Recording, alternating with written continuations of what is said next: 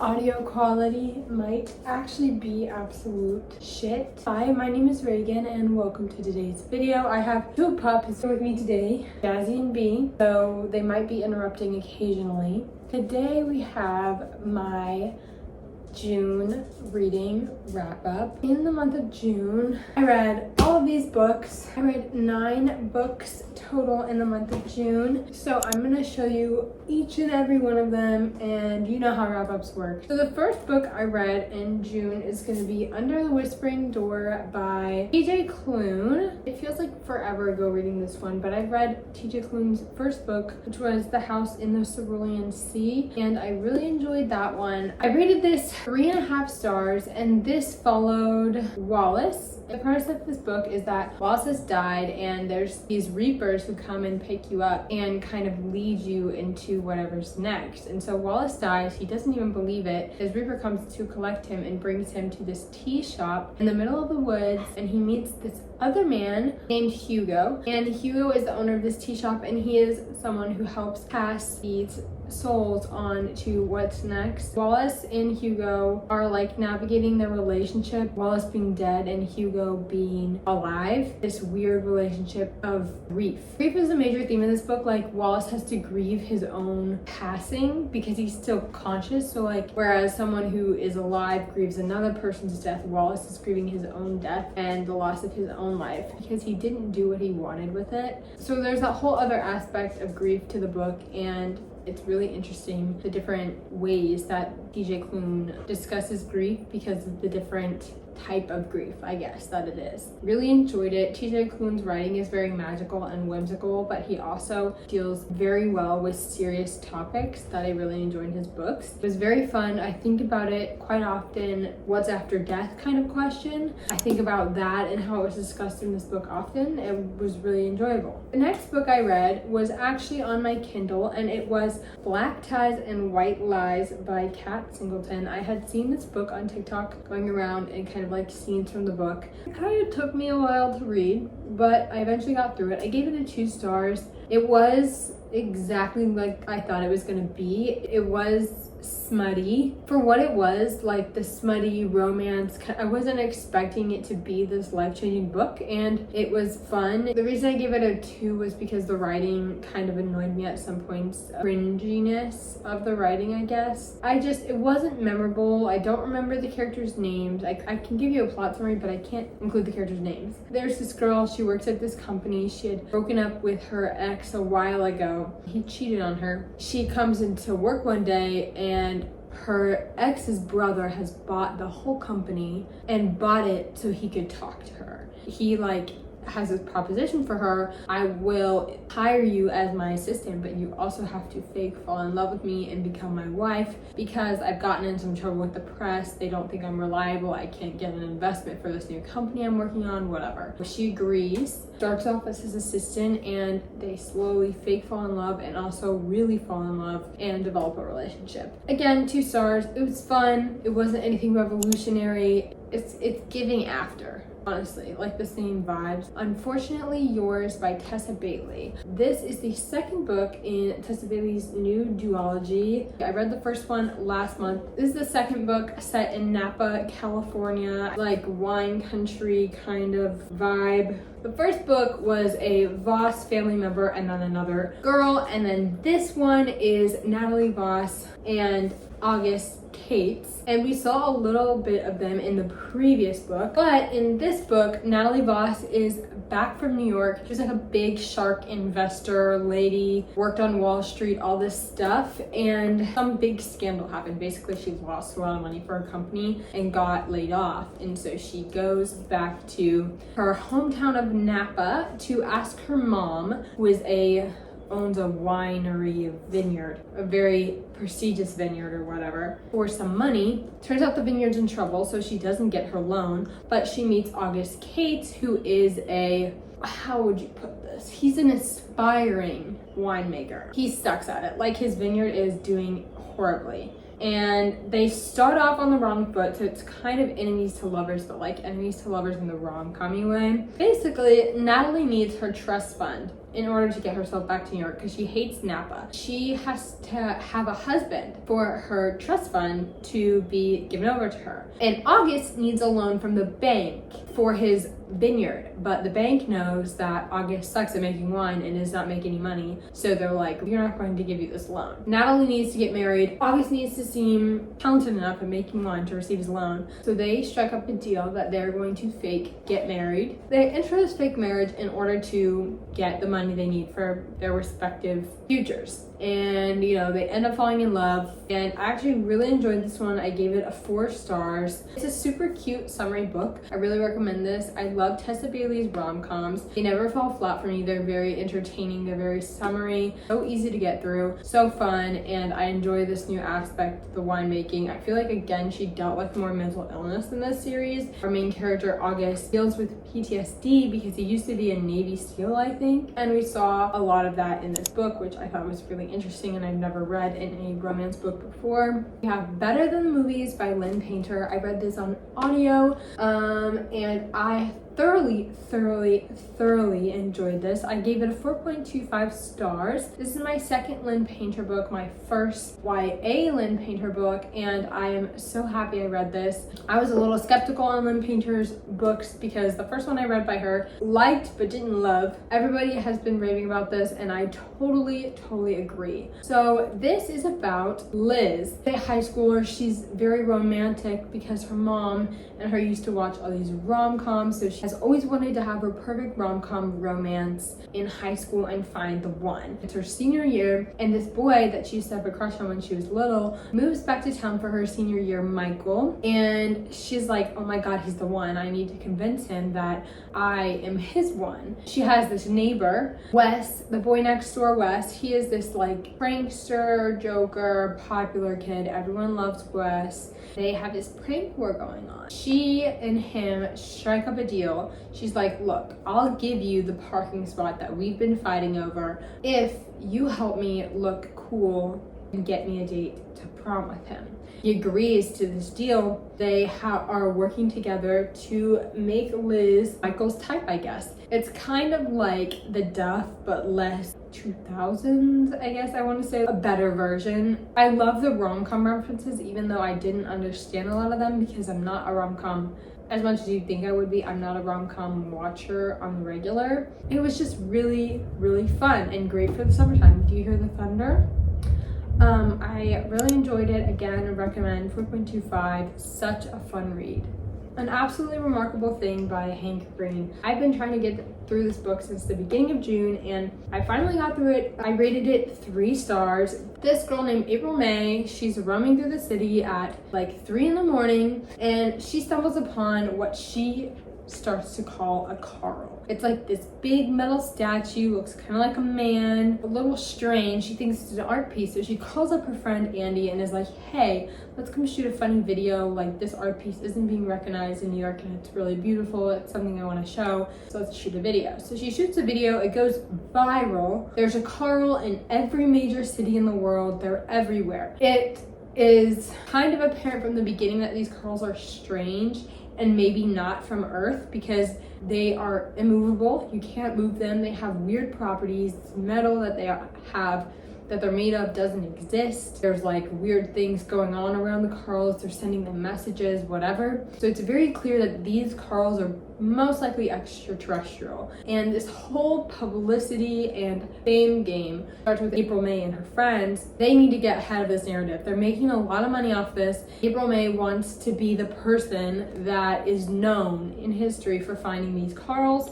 And so lawyers get involved, they get a team. April May becomes this like household name, a celebrity, and you see her go through the stages of fame, being like a few million people recognize her to the whole world recognizing her. She's on the news, she's a big political figure. There's like 2 sides to these Carls, people who think they're there for good and people who think that they're being invaded in a negative way. And it's kind of like a what if our world was invaded by aliens, how would we react as a society? And I have always loved Hank Green. He's so funny, so fun. I'm so glad I read this book. It was very slow for me in the beginning, not because it was bad writing, just because I was in a book slump, and it was a slow rise to fame at first. but it was like, what's that thing in math where it goes like this? Exponential. It got exponentially better. So once I got through the first 100 pages, it started flying by, and it was really, really well paced. The book is written almost like a newspaper article or a journal or something, reflecting back on April May's life. If I didn't say I rated it 3 stars, it honestly got me thinking, like, how would I react if we were invaded by aliens? Would I be on the side of they're nice and they're here to help us and this is a test for humanity kind of thing? Or would I be on the side of we need to proceed with extreme caution, they could be here to hurt us? We have Love Theoretically by Ali Hazelwood. I have a reading vlog out on this. This is Ali Hazelwood's new release. I have read all of her books in the past and I really enjoyed them. Ali Hazelwood is an author known for writing rom-coms and romances in the STEM setting, and they're really fun. I always love her writing, and this one was no different. I rated this a 4.5 stars. I binge read it in like a day and a half, and it was so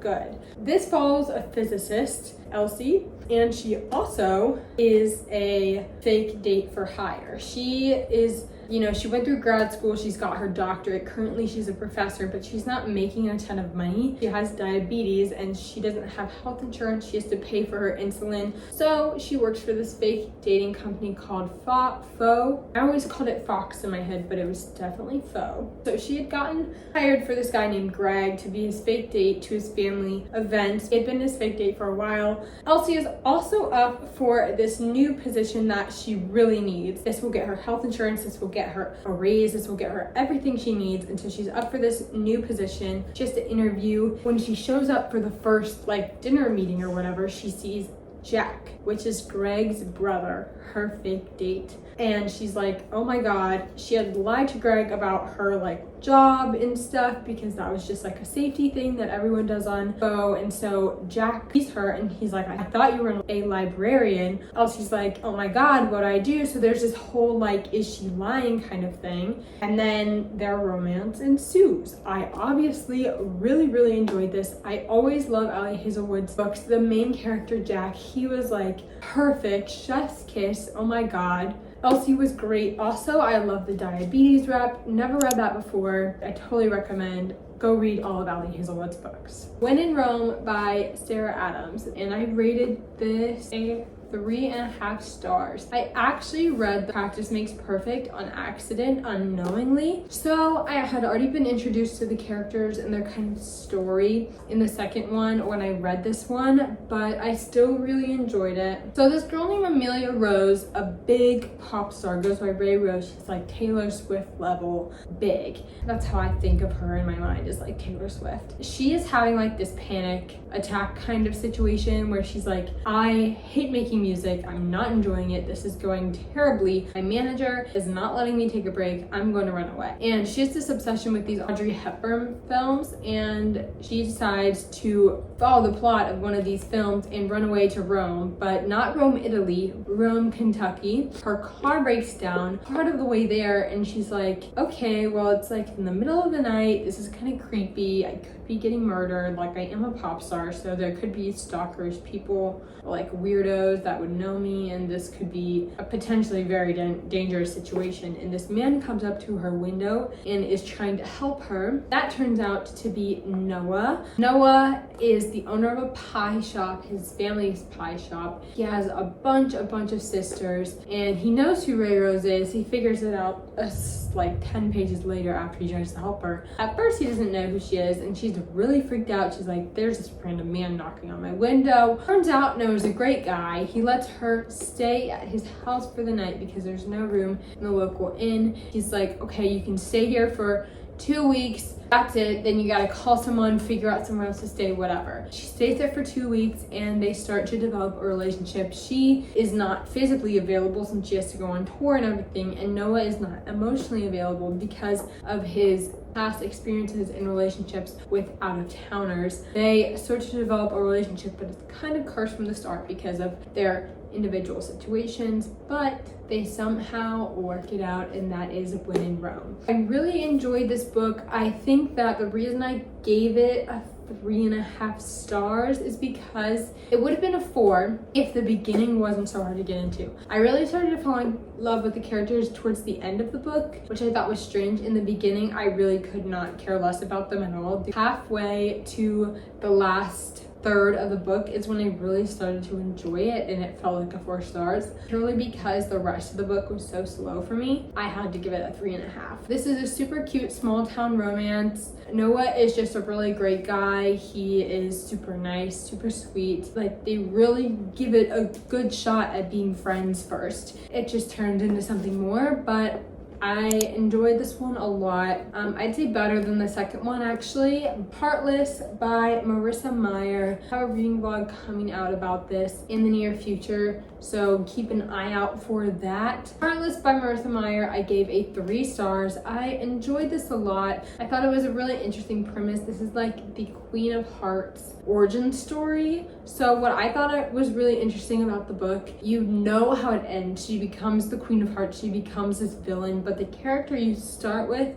is so incredibly different and such a strong-minded girl that you're like, how does she even turn into this villain character? You see her motivation and how you almost feel for her and sympathize for her, even though she is, as you know it, watching and reading Alice in Wonderland, an evil person and someone that is irredeemable. Even as she turned into this villain and starts doing all these terrible things, you're like, well, I understand now. This book played a lot with the concept of fate, because when you start this book, it is inevitable that Catherine, who is our main character, turns into the Queen of Hearts. It's such a twisted path because Catherine is playing with fate. We all know what she's going to become, but she is trying her hardest not to become it. Grappling with fate kind of theme comes in. Catherine, she lives in Hearts. There's this king, her family is aristocratic, and she is of the age where she needs to begin courtship, she needs to get married, whatever. She doesn't really want to find a suitor. She wants to open a bakery. Her parents obviously would disapprove because of this aristocratic situation. The king starts to show interest in her and begins to court her, and there's this prophecy, there's this fate of her becoming the queen. It's inevitable. She is trying so hard to avoid getting married to this king that you're like, how does she even marry to him? That is the way to become the Queen of Hearts. You're going through her journey of becoming the Queen of Hearts. There is this cute little romance with a character named Just. He was my favorite character. I love the fairy tale aspect, the very whimsical kind of vibe of this whole book. In a fantasy, I like to go in and learn a little bit more about the world, the politics, all that kind of stuff. There wasn't that in this book because it was a YA fantasy and you already knew the world going into it, that there wasn't a ton of world building or elaborating on the world. I would recommend this for you if you have never read fantasy before. If you haven't, maybe it wouldn't be the strongest fantasy for you. It is YA and it read very much like a YA book. It was very enjoyable, 3 stars. It was a good break from all the romance I've been reading. Last but not least, I read my first Abby Jimenez book, Yours Truly. I rated this a 4.5 stars. I flew through this book in 2 days, 1.5 days. I read half of it on the beach, which I never do because I'm always uncomfortable reading on the beach. I love this book. I'm pretty sure there's a prequel or another book that is related to this one that I didn't read, but I'm happy about it. I had a great time. This is the first time I really felt something for a book in a while. This follows Brianna, who is a nurse. Her life is falling apart. She's about to finalize her divorce. Her brother has been diagnosed something that I cannot remember, but basically he needs a new kidney, he needs a transplant. It's not looking up for him. His name is Benny. And then we have our main male character, who is an ER nurse who just moved to the same ER as Brianna, and his name is Jacob. So Jacob's life is also falling apart. His brother is getting married to his ex-girlfriend, his serious relationship ex-girlfriend. His family is all on him. They're like, you need to move on. We're against this relationship. We're putting you first. But he's like, no, it's okay. You can root for them, whatever. But they just will not. His life is falling apart also. Jacob It's his first day at this new ER. He bumps into this woman in the hallway. It's Brianna. He runs after her. She had broken his phone, so he runs after her and she's like, hello, you need to watch where you're going. She turns around and it's like the iconic awestruck moment of like, wow, she's so beautiful, whatever. Jacob has severe social anxiety, and this is the first time I really felt like understood by a book on this level about anxiety. Like, the way that Jacob thought is like exactly how I think sometimes, and that being so relatable is why I think I really truly enjoy this book. But Jacob has severe anxiety, so like this interaction doesn't go how he really wants it to. He starts off on a bad foot in this ER, like his job is going terribly. This is another thing that he's like, oh my gosh, of course this happens to me. Eventually, Brianna comes around and she's like, I didn't give him a chance. Let me try and be nice to him. And she starts to get to know him a little better. Brianna is like Jacob's person. Like, he is not drained by her presence. His anxiety quiets down when she's around. It's really sweet. Like, I love that aspect of their relationship. And then this problem arises where he needs a date to his wedding, and the situation arises with Brianna where he finds out that his kidney matches Benny's, like what he needs. So he agrees to do this kidney transplant. Brianna doesn't know about it, and he eventually asks Brianna, hey, can you be my fake date to this wedding? And she says yes. This is after she finds out about the kidney transplant thing. It's kind of hard to explain. She finds out about the kidney transplant and she's like, oh my god, I can't believe I've been mean to you this whole time and you are giving my brother a kidney. You weren't even gonna tell me about it. You were just gonna do it in secret. Like, that's so nice of you. Thank you so much. How can I repay you? And she's like, can you be my date to this wedding? And she's like, yeah, of course, like whatever. And so she has this agreement with him to be his fake girlfriend until the wedding, so his family will get off his back. And they start like passing notes back and forth. It's super cute. They're fake dating. There's forced proximity. It is adorable. Her writing flew by so fast. I understand now when I hear about her writing and how dialogue heavy it is, it makes the book go by in a flash. I totally recommend this for a summer read. I read it so quickly on the beach. It was amazing.